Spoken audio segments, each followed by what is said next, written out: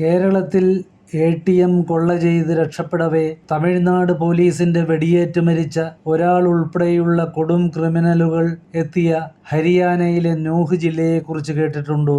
ദുർഘടമായ ആരാവല്ലി പർവ്വതനിരകളുടെ മടിത്തട്ടിൽ സ്ഥിതി ചെയ്യുന്ന ഒരു കാലത്ത് പ്രകൃതി രമണീയതയ്ക്ക് പേരുകേട്ട ഈ നഗരം ഇന്നറിയപ്പെടുന്നത് ആ പേരിലല്ല. കുറ്റകൃത്യങ്ങളുടെയും അക്രമങ്ങളുടെയും ഹോട്ട്സ്പോട്ടായാണ് അടുത്ത കാലത്ത് കുപ്രസിദ്ധി നേടിയിട്ടുള്ളത്.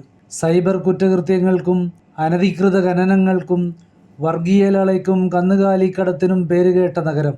OLX പോലുള്ള ഓൺലൈൻ മാർക്കറ്റ് പ്ലേസ് വെബ്സൈറ്റുകൾ ഉൾപ്പെടുന്ന തട്ടിപ്പുകൾക്കും വ്യാജ സോഷ്യൽ മീഡിയ പ്രൊഫൈലുകളിലൂടെയുള്ള കൊള്ളകൾക്കും പേരുകേട്ട ഈ നഗരത്തിലെ സൈബർ കുറ്റവാളികൾ ഏറെ കുപ്രസിദ്ധരാണ്. കഴിഞ്ഞ ഏപ്രിലിൽ ഹരിയാന പോലീസ് നടത്തിയ റെയ്ഡിൽ 126 പേരടങ്ങുന്ന സൈബർ ക്രൈം സംഘത്തെ പിടികൂടുകയും ഇതിൽ 65 പേരെ അറസ്റ്റ് ചെയ്യുകയുമുണ്ടായി. റെയ്ഡിൽ 166 വ്യാജ ആധാർ കാർഡുകൾ, 128 ATM കാർഡുകൾ, 66 മൊബൈൽ ഫോണുകൾ, 5 POS മെഷീനുകൾ എന്നിവ പിടികൂടുകയും ചെയ്തു.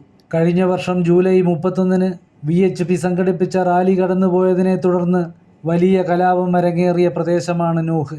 3 പോലീസ് ഉദ്യോഗസ്ഥരടക്കം 6 പേരുടെ മരണത്തിലാണത് കലാശിച്ചത്. പശുക്കടത്തിന്റെ പ്രഭവ കേന്ദ്രമായി പ്രവർത്തിക്കുന്ന 90 ഗ്രാമങ്ങൾ ഇവിടെയുണ്ടെന്നാണ് ഹരിയാന പോലീസ് പറയുന്നത്. റെയ്ഡിനെത്തുന്ന പോലീസ് സംഘത്തെ ആക്രമിക്കുകയെന്നത് ഒരു പതിവാക്കിയ പ്രദേശമാണ് നൂഹ്.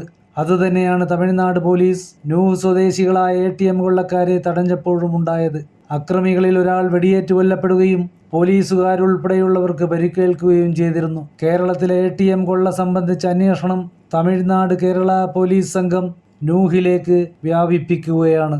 കേരള തമിഴ്നാട് പോലീസ് സംഘങ്ങൾ ATM കൊള്ളയുടെ അന്വേഷണവുമായി നൂഹിലേക്ക് പോകുമ്പോൾ മനസ്സിലാക്കേണ്ട ഒരു കാര്യമുണ്ട്.